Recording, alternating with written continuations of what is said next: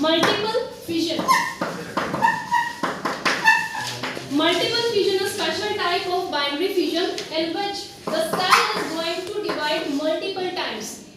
In what binary fission we have done that a simple cell is there and it is going to divide to make two daughter cells. What we are calling it? Daughter cells. Fine. But as the name suggests, multiple times. Now it is not going to stop at number 2. What it is going to do? It is going to multiply several times. This is the parent cell.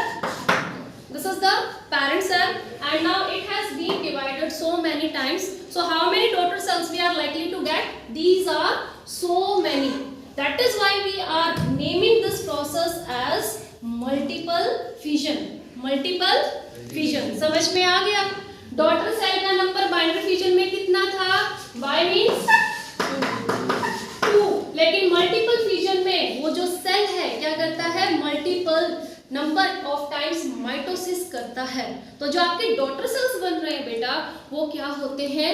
बहुत ज्यादा होते हैं. The best example is Plasmodium.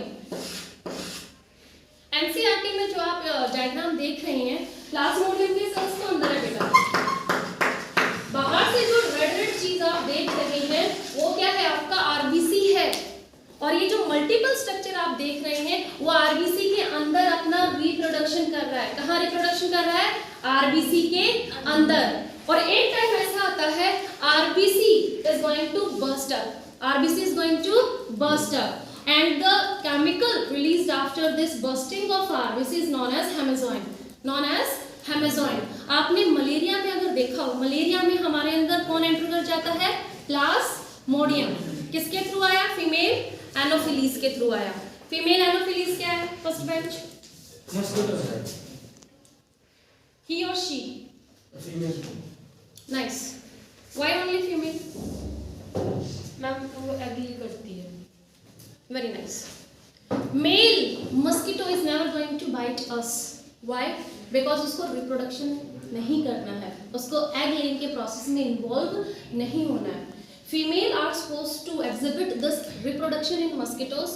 So that is why it is their compulsion बेटा. उनकी मजबूरी होती है egg को बनाने के लिए उनको high amount of protein, mineral, iron, potassium ऐसे जैसे न्यूट्रिएंट जो हमारे ब्लड में दौड़ते रहते हैं वो चाहिए होते हैं. उसको अगर वो नहीं मिले, उसके एग भी नहीं बन पाएंगे तो रिप्रोडक्शन का जो प्रोसेस है वो नहीं कर पाएगी.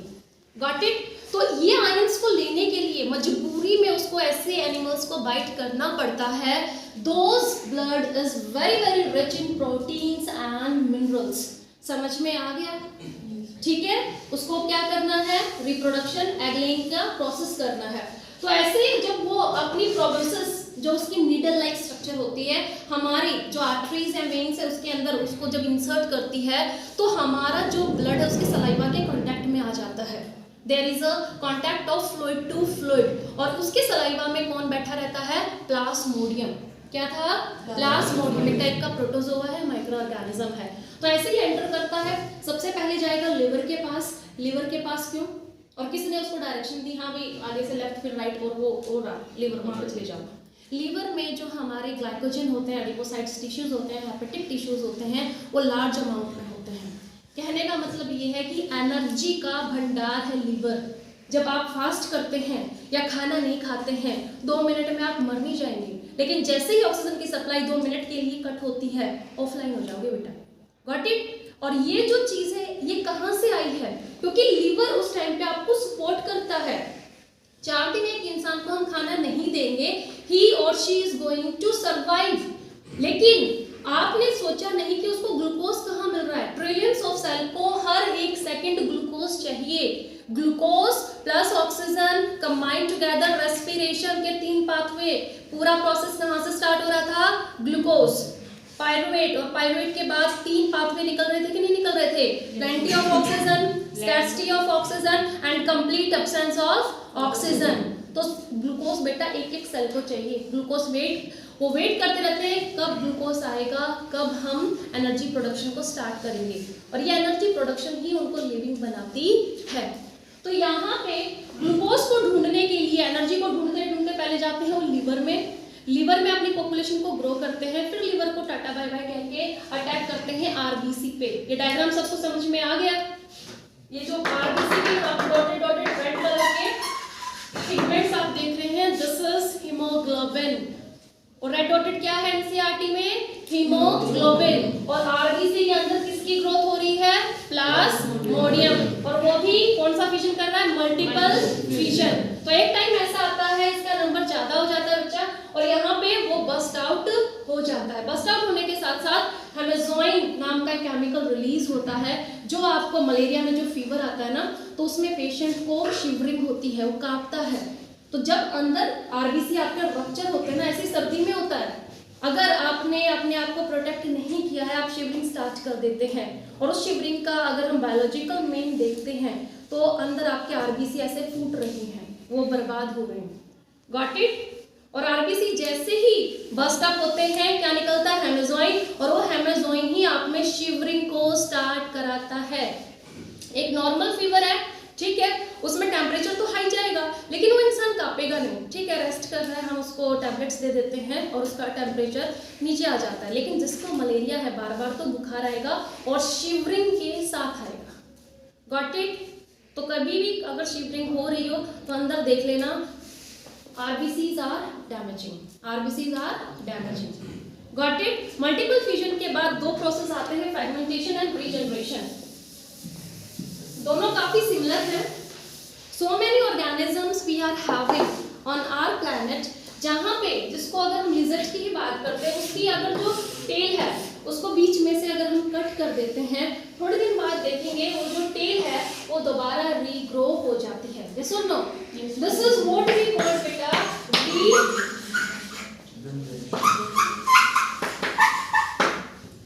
ये जी शायद यहाँ पे पहले आएगा रीजनरेशन। जी और एच की पोजीशन चेंज करनी पड़ेगी। तो रीजनरेशन में होता क्या है? अगर आपके पास स्पेशल सेल्स हैं, स्पेशल सेल्स हैं, वो एक डैमेज होने के बाद क्लॉट लाइक स्ट्रक्चर बनाता है जिसको हम बोलते हैं ब्लास्टोमा, और वो ब्लास्टोमा जो आपने पार्ट लूज आउट किया होता है उसको दोबारा बना के रख देता है। ठीक है, अगर हम अपने लीवर को देखते हैं तो यहाँ पे वो टिश्यूज पाए जाते हैं, स्किन को देखते हैं तो वो टिश्यू पाए जाते हैं, स्किन में माइनर कट होता है, स्किन अपने आप को दोबारा से रिपेयर कर लेती है। लेकिन अगर बर्निंग या जो एक्सीडेंट हुआ था डेप्थ में गया है तो आपको निशान जिंदगी भर के लिए टॉलरेट करना पड़ेगा, क्योंकि अब ये बोलोगे मैम फिर तो रिपेयर तो हो गई, निशान क्यों है? क्योंकि इस बार रिपेयरिंग किसने की है? अंदर वाले टिश्यूज ने की है। Got it? आपने ये तो देख लिया कि हाँ माइटोसिस होके स्किन आपकी हिलअप हो गई है, लेकिन आपने ये नहीं देखा कौन से टिश्यूज इस प्रोसेस में इन्वॉल्व थे। Got it? Wait wait, yes, ऊपर स्किन तो है ना, फिर वो वापस क्यों नहीं होता? Now there is a change in physiology, यही मैं कहने की कोशिश कर रही हूँ। एक टिश्यू है, मान लीजिए सबसे पहले जो आपका एपिथेलियल टिश्यू था बेटा, हमने उसको ए मान लिया, प्लीज सिट डाउन। अगर लेयर आपकी ज्यादा कट नहीं हो रखी है, ए ही डिवीजन करेगा, ए टाइप के सेल्स बनाएगा, इतना क्लियर हुआ? वो निशान आपको नहीं दिखेगा, ठीक है। अगर वो कट है डेप्थ में चला गया, अब माइटोसिस कौन करेगा? मान लीजिए ये डी टाइप का टिश्यू था, कौन से टाइप का टिश्यू था? डी टाइप का। नीचे आप जा रहे हैं तो इस बार आपकी वो जो रीग्रोथ किसने कराई? डी टाइप के टिश्यू ने। तो सेल भी किसके अकॉर्डिंग बनेंगे? So there will be change in physiology. Got it? तो यहाँ पे हम क्या कर रहे हैं? रीजनरेशन सेल्स अगर आपके पास होते हैं तो आप अगर उनको कट आउट कर देते हैं, जो बचे हुए सेल्स हैं ब्लास्टोमा बनाते हैं और उसके बाद वो जो पार्ट है फिर से रीजनरेट हो जाता है। लेकिन कोई कोई हमारे पास ऑर्गेनिज्म इतना स्पेशलाइज्ड है कि उसको आप कहीं से भी चॉप करके रख दीजिए, उसकी बॉडी में हर जगह वो सेल्स मिलते हैं। तो अगर आपने उस ऑर्गेनिज्म के 4 पार्ट बनाए हैं तो 4 के जो 4 पार्ट है वो कंप्लीट ऑर्गेनिज्म में डेवलप हो जाते हैं। So this is called a special type of reproduction. Fragmentation में आते हैं, दिस इज स्पाइरोगायरा, अलग अलग सेल्स हैं, अलग अलग सेल वॉल है इनकी, ठीक है।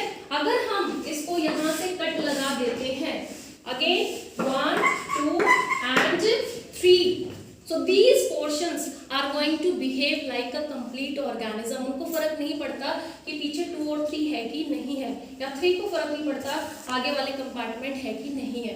3 अपना माइटोसिस करेगा, रिप्रोडक्शन करेगा और तीनों के तीनों कंप्लीट ऑर्गेनिज्म में डेवलप हो जाएंगे। So this is a very little difference between regeneration and fragmentation. Fragmentation से जो स्पीसीज रिप्रोड्यूस करते हैं उनमें सेल्स इन्वॉल्व नहीं होते, बाय नेचर उनको ये कैपेसिटी मिली होती है।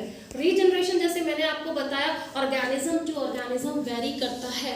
आपके न्यूरॉन जो है, एक एग्जांपल मैं और बता देती हूँ, जो हमारे न्यूरॉन है बोला जाता है कि 5 साल तक बच्चे का जो दिमाग है वो डेवलप होता है।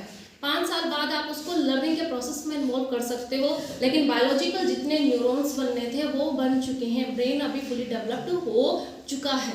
तो न्यूरॉन अपने आप को रिप्रोड्यूस नहीं कर सकते हैं बेटा। Same is the thing with RBC WBC. मैंने आपको ट्रांसपोर्टेशन में भी बताया था कि बच्चे इनको red blood cells white blood cells बोलते हैं, लेकिन ये टोटली गलत है। These are the corpuscles, red blood corpuscles and white blood corpuscles. दोनों ही सेल ऐसे हैं खुद का रिप्रोडक्शन नहीं कर सकते। उनको बोलेंगे चलो भाई माइटोसिस करो, दे कांट। बोन मैरो पे डिपेंड रहते हैं। बोन मैरो जब उनका प्रोडक्शन कराएगी तभी उनका जो नंबर है, उनकी पॉपुलेशन है वो इंक्रीज होती है। Got it? So there is a difference. Cell to cell vary करता है कि वो अपनी कॉपी बना लेता है कि नहीं बना लेता है। और रीजनरेशन में मैंने आपको बताया एक स्पेशल टिश्यू बनता है जिसको हम क्या बोलते हैं, ब्लास्टोमा, और वो उस ऑर्गन को क्या कर देता है, रीजनरेट कर देता है। लिजर्ड के पास जैसे कैपेसिटी कहाँ है, टेल में है। हमने अपनी बात की, हम जैसे स्किन की बात कर रहे हैं, लिवर की बात कर रहे हैं। Got it? The next one is budding. Budding काफी इजी है क्योंकि आपने 8 में भी कर रखा है ये। The whole process, I know who is talking, please do not force me to throw out of the class. Got it? इतना काफी है। If we are going to see this mature hydra, the process of reproduction start from developing of a bud. Developing of a bud. तो यहाँ पे bud का मतलब क्या है? You. It is a special outgrowth of organisms. Hindi में जो word use करते हैं bud के लिए। नाइस। लास्ट, फ्लावर से पहले क्या आता है?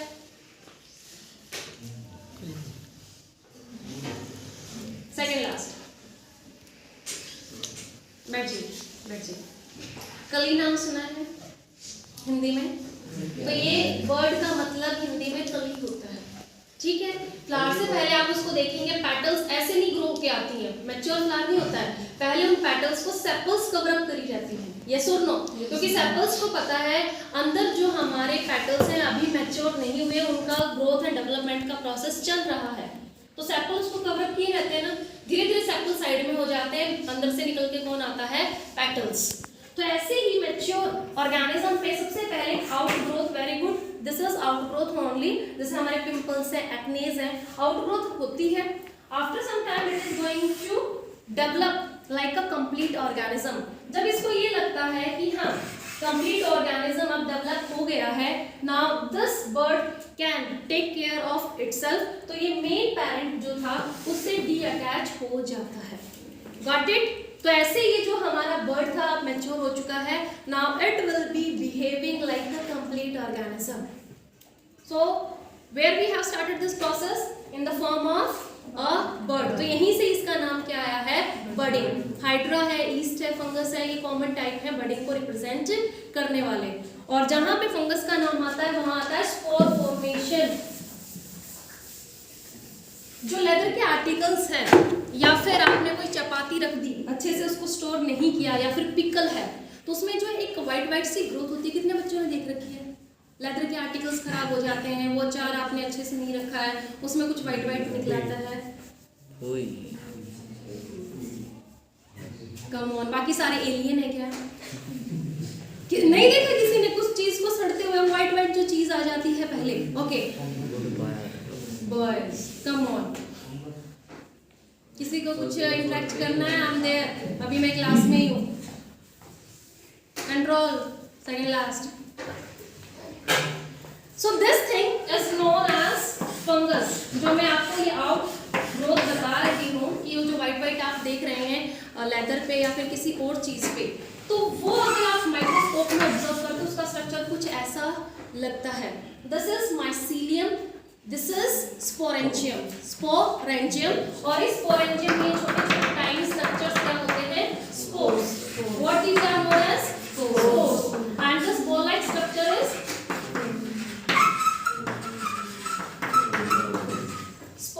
स्पोरेंजियम। जैसे हमने एंथर में किया था कि एंथर में जो पॉलन ग्रेन्स जर्मिनेट हो जाते हैं, मैच्योर हो जाते हैं, एंथर क्या होता है, बस्ट आउट हो जाता है, तो तब इसमें जब स्पोर्स की डेवलपमेंट कंप्लीट हो जाती है, it is going to burst up and going to release these spores in the environment. Air है या वाटर है, spores are nothing just like seeds. Seed जहाँ जहाँ जाएगा उसको फेवरेबल कंडीशन अगर आप प्रोवाइड कर देंगे, वाटर दे देंगे, सॉइल दे देंगे, सनलाइट मिल जाएगी, जर्मिनेट होगा कि नहीं होगा? It is going to germinate and the same thing is with the spore. But difference क्या आ गया? These are diploid and these are haploid. Spores are very very tiny. इस रूम में ना जाने कितना फंगस अभी फिलहाल प्रेजेंट है, किसी को चेकआउट करना है तो माइक्रोस्कोप की जरूरत नहीं है, कुछ टिफिन है या फिर कुछ न्यूट्रिटिंग मटेरियल आपके पास है, उसको कुछ दिन के लिए आप छोड़ दीजिए और उसके बाद आप देखिए उसमें फंगस खुद ब खुद ग्रो हो जाएगा। यस और नो?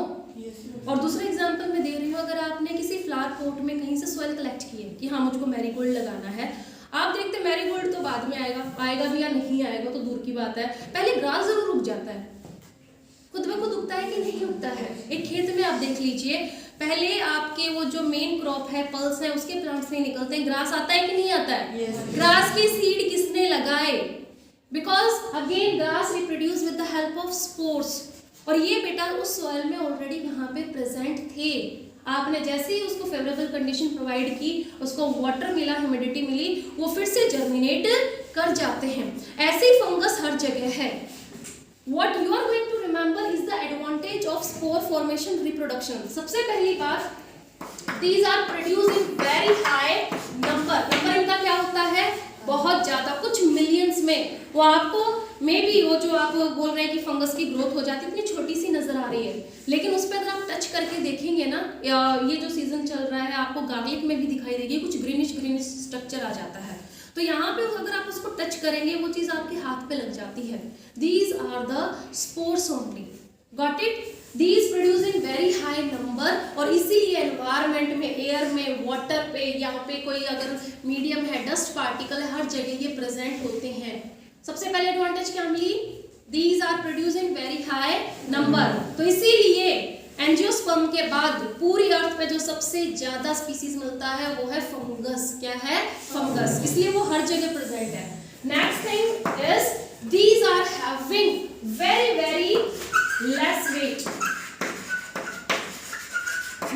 होते हैं, और इसलिए जब ये स्पोरेंजियम बर्स्ट होते हैं, स्पोर उस हवा के साथ हर जगह डिस्पर्स हो जाते हैं, तो इसलिए इनको दूर तक जाने में हेल्प मिल जाती है, just because of their low wait.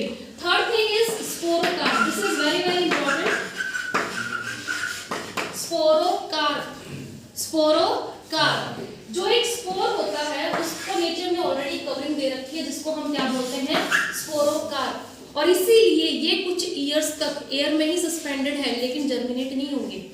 आपके किचन में जो पल्सेस हैं, ग्राम है, राजमा है, या आपने चावल है जो स्टोर कर रखे, व्हीट स्टोर कर रखे, वो जर्मिनेट क्यों नहीं हो रहे हैं? एनीवन? जो किचन में पल्सेस हैं या फिर व्हीट है, वो जर्मिनेट क्यों नहीं हो रहे? उनको उसका कंडीशन नहीं मिल रही है, वो germinate. Very nice, very nice. जैसे ही हम उनको, अगर आप ग्राम सीड को लेते हैं, उस चने को, काले चने की मैं बात कर रही हूँ, ब्लैक ग्राम्स की, आप पूरी रात ओवरनाइट उसको सॉक करते हैं, अगले दिन उसको डार्क कंडीशन में आप रख दीजिए किसी गीले कपड़े में, जर्मिनेट हो जाते हैं कि नहीं हो जाते हैं? जिसको हम स्प्राउट्स बोलते हैं। ठीक है, तो वो चीज़ आप उसने कब शो की? हो गया ना, लेकिन पहले आपने पानी उसको प्रोवाइड किया कि नहीं किया? वो जो रेडिकल और प्लेम्यूल अंदर से आएंगे, आपको सीड कोट को सॉफ्ट करके, पानी ने काम क्या किया था? सीड कोट को हटा दिया। क्या कर दिया? सीड कोट जो पहले हार्ड थी उसको सॉफ्ट बनाया, अब प्लेम्यूल वहां से निकल के आ गया। तो आपको फेवरेबल कंडीशन पहले प्रोवाइड करनी पड़ेगी, और जब तक ये स्पोरोकार्प को पानी है, वो नरिशमेंट है, नहीं मिलती है, ये न जाने कितने सालों तक ऐसे ही घूमते रहते हैं। हमें लगेगा कि फंगस खत्म हो गया, सब कुछ अभी नॉर्मल है, लेकिन वो भी एयर में है। जैसे ही उसको खाना मिला, जैसे ही उसको वाटर मिला, थोड़ी सी उसको वार्मथ भी चाहिए होती है इस टेम्परेचर पे। जनरली जैसे मैं बात कर रही थी, कुछ छोड़ दीजिए तो अभी वो ग्रोथ बहुत कम देखने को मिलेगी, लेकिन गर्मियों में ये चीज़ बहुत ज़्यादा हो जाती है। Got it? क्योंकि गर्मियों में सुटेबल टेम्परेचर उसको मिल जाता है। तो अनफेवरेबल कंडीशन में इसको प्रोटेक्ट करने के लिए कोटिंग को हम क्या बोल रहे हैं? स्पोरोकार्प। तो ये इनको सारी हीट से, लो टेम्परेचर से, एंजाइम से, क्लाइमेटिक कंडीशन से, वायरस से, बैक्टीरिया से बचाए रहती है। जैसे इसको फेवरेबल कंडीशन मिलेगी फिर से ये जर्मिनेट होगा और फिर से ये पैड लाइक स्ट्रक्चर फिर से बन जाएंगे। स्पोर फॉर्मेशन क्लियर हुआ? After that we are going to see this vegetative propagation. ज्यादा डेप्थ में इसको नहीं करेंगे, काफी इजी है। सीड को छोड़ के अगर प्लांट किसी भी पार्ट से रिप्रोड्यूस कर रहा है, it may be stem, it may be roots, it may be flower और it may be a leaf. Leaf का एग्जांपल याद कर लेना, that is bryophyllum. Snake plant है या फिर आप मनी प्लांट अगर आपने देखा हो तो उसकी भी जो बड बनती है लीफ से ही बनती है। So these plants are known for their reproduction speciality from the leaf. Leaf को जनरली हम समझते हैं किचन होता है और वहाँ पे फोटोसिंथेसिस का काम चलता है। ओके, फोटोसिंथेसिस से मुझको याद आया, most of the students have written chloroplast. जब मैंने साइट ऑफ फोटोसिंथेसिस का आपको क्वेश्चन डाला था, but it has to be mesophyll. Yes, chloroplast तक कैसे पहुंच गए जब आपको मेसोफिल का ही नहीं पता? या तो कंप्लीट आप ये लिखते कि this process is taking place inside the chloroplast present in mesophyll cells। लेकिन mesophyll cell फोटोसिंथेसिस की साइट में आप नहीं डालेंगे तो मार्क्स नहीं मिलेंगे। Got it? और डायग्राम मैंने ऑनलाइन क्लास में बार बार आपको दिखाया था, हैंड ड्रॉन भी दिखाया था, डाउनलोडेड भी दिखाया था। एनसीईआरटी का जो डायग्राम है उसको भी हमने डिस्कस किया था। If you are not there that is none of my problem. बहुत डेप्थ में मैंने डिस्कस किया था। इवन मैंने मेसोफिल के जो टाइप्स हैं वो भी डिस्कस किए थे, पैलिसेड एंड स्पंजी पैरेन्काइमा, दोनों में डिफरेंस क्या है, स्ट्रक्चर क्या है, किसके पास ज़्यादा क्लोरोफिल होता, सब कुछ मैंने डिस्कस किया था। Got it? तो वेजिटेटिव प्रोपगेशन, वेजिटेटिव का मतलब है उसके पार्ट्स। सीड को छोड़ के अगर आपको कहीं से भी रिप्रोडक्शन में हेल्प मिल रही है, जैसे हम स्टेम की बात करें, जो फार्मर फैमिली से बिलोंग करते हैं उनको पता है कि गन्ना कैसे लगता है, शुगर केन, क्या उसके सीड लगते हैं? Same is the thing with the maize, same is the thing with the rice. Rice को कभी भी आप ऐसे सो नहीं कर सकते जैसे आप वीट को सो कर देते हैं, उसकी प्लांटलेट्स लगाए जाते हैं और वो भी स्पेशल कंडीशन में। पहले आप फील्ड को 3 से 4 दिन के लिए सबमर्ज रखते हो पानी में, यस और नो? उसकी स्पेशल कंडीशंस होती हैं। तो यहाँ पे इस प्रोसेस को, रिप्रोडक्शन को हम क्या बोलते हैं? Vegetative reproduction, in which seeds are not involved, seeds are not involved. Next thing is tissue culture. Tissue culture इतने डेप्थ में नहीं करना, लेकिन एक ओवरऑल आइडिया मैं आपको दे देती हूँ। Suppose you are having some very very expensive plant जिनकी कोई मेडिसिनल वैल्यू थी। आप गए इजिप्ट, आप गए ऑस्ट्रेलिया कि हाँ भाई इतने लाख ये प्लांट पैक कर दीजिए। आप पूरे एयरप्लेन में उनको विद केयरफुल प्रिकॉशंस इंडिया में एक्सपोर्ट कर लाए। उसके बाद क्या होता है कि यहाँ पे जब आपने उनको फील्ड में ले जाके ग्रो कराना चाहा, कुछ बैक्टीरिया या वायरस है या फिर आपको यहाँ पे वो न्यूट्रिएंट्स नहीं मिले या फिर टेम्परेचर ज़्यादा हो गया, उनमें लग गया इन्फेक्शन, ठीक है, कुछ आपके मिलियंस ऑफ डॉलर खराब ना हो जाए, वरना पूरे प्लांट तो गए ना एक साथ। तो हम क्या करते हैं, इनमें से जो मेरिस्टेमेटिक टिश्यूज होते हैं, meristematic tissues you have done in class 9th, meant for reproduction only, बहुत रैपिड डिवीजन करते हैं। मेरिस्टेमेटिक टिश्यूज को suppose this was the plant, हमने यहाँ से इसकी स्टेम से कौन से टिश्यूज को ले लिया? मेरिस्टेमेटिक टिश्यूज को ले लिया। इनको ले जाते हैं लैबोरेटरी में, टेस्ट ट्यूब में। यहाँ पे हम एक मीडियम बनाते हैं जिसमें hormones, salt, ions, water, enzymes, minerals, macro and micro, इतनी सारी चीज़ों का हम एक जेली लाइक सब्सटेंस तैयार करते हैं। मेरिस्टेमेटिक टिश्यूज को यहाँ पे डाल देते हैं। After some time you will be getting to see formation of plumule and radicle. Meristematic tissues अपने आप को डिवाइड करते हैं, वही रीजनरेशन वाला, ठीक है। तो कुछ टिश्यूज ने प्लेम्यूल को भी बना दिया, रेडिकल को भी बना दिया। धीरे धीरे एक प्लांटलेट आपको टेस्ट में देखने को मिलेगी। फिर ये प्लांटलेट लेबोरेटरी में जो सॉइल है जिसपे आपने कंप्लीट क्लाइमेटिक कंडीशन को मेंटेन कर रखा है, वहाँ पे प्लांट करते हैं। अच्छी ग्रोथ शो होती है तो हम बाहर जाके उसको ग्रो करा लेते हैं। तो यहाँ पे रिप्रोडक्शन कहाँ से स्टार्ट हुई? टिश्यू से। कहाँ से स्टार्ट हुई? टिश्यू। कल्चर का मतलब है ऐसे नहीं कि बाहर ग्रो कराना, उसमें साइंटिस्ट एक्सपर्ट जो टेक्निक है वो रिक्वायर्ड होती है। तो इसलिए इस प्रोसेस को, रिप्रोडक्शन अगर आप टिश्यू से कर रहे हैं, हम क्या कहते हैं? Tissue culture. समझ में आ गया एवरीवन? यस। तो यहाँ पे बेटा ये सिर्फ ऐसा पैसे बचाने के लिए नहीं होती है। अगर कोई प्लांट एक्सटिंक्ट की कैटेगरी पे है, उसके स्पीसीज काफी कम बचे हैं, तो हम एक प्लांट से मेरिस्टेमेटिक टिश्यूज को निकाल के एक ही टाइम पे ना जाने कितनी सारी पॉपुलेशन प्रोड्यूस कर सकते हैं कि नहीं कर सकते हैं। So these are techniques very very helpful, जहाँ पे एक ही टाइम पे वो सीड तो कब बनता, फिर पता नहीं सीड जर्मिनेट होता कि नहीं होता। तो ये जो टेक्निक है इसका एक बेसिक नॉलेज आप जरूर कर लेना। Got it? After that we are going to talk about the sexual reproduction. Firstly, characteristics.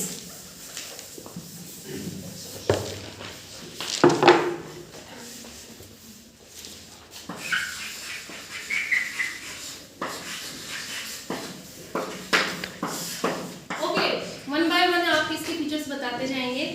Third bench with white mask, yes बेटा।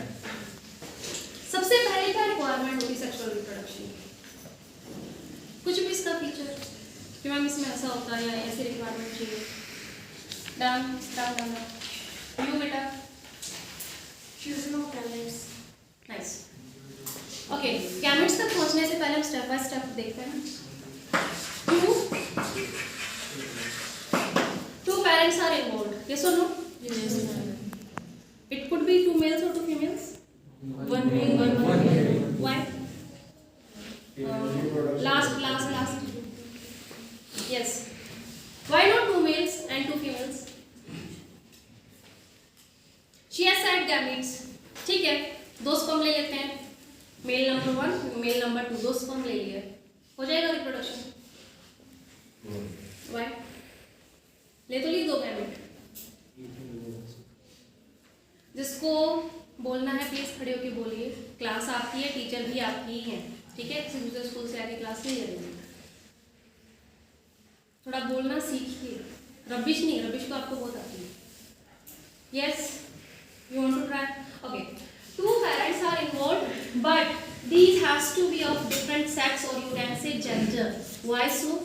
यहाँ पे हमें जैसे उस लड़की ने बताया था गैमीट्स, हम इनमें इंटरेस्टेड क्यों हैं?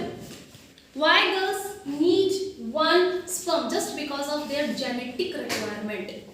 गैमीट को मैं आज मुझे लग रहा है टाइम नहीं है, या कल हम जब इसको एलोब्रेट करेंगे। Gamete are the very very special cells, और इसीलिए वो मेल या तो गर्ल्स पे या गर्ल्स या हम बोलते थे 2 जो अपोजिट सेक्स होते हैं उनकी रिक्वायरमेंट सिर्फ और सिर्फ गैमीट्स के लिए होती है, वरना एक पेरेंट भी सफिशिएंट था। उस फीमेल के ओवम को अगर एक डोनर मिल जाए, स्पर्म कहीं से भी मिल जाता है, रिप्रोडक्शन होगा, नो डाउट जाइगोट फॉर्मेशन भी होगी। और जिस दिन ये प्रोसेस ऐसा कंटिन्यू होने लगेगा, we do not say that we need this second parent. हमें पेरेंट की बॉडी में क्यों इंटरेस्ट है बेटा? Just to get 2 gametes, just to get 2 gametes। और gametes 2 क्यों चाहिए आपको तब तक समझ में नहीं आएगा जब तक आपको इस gamete का मतलब नहीं पता है। Gamete are the cells which are having half set of chromosomes. How many? Half.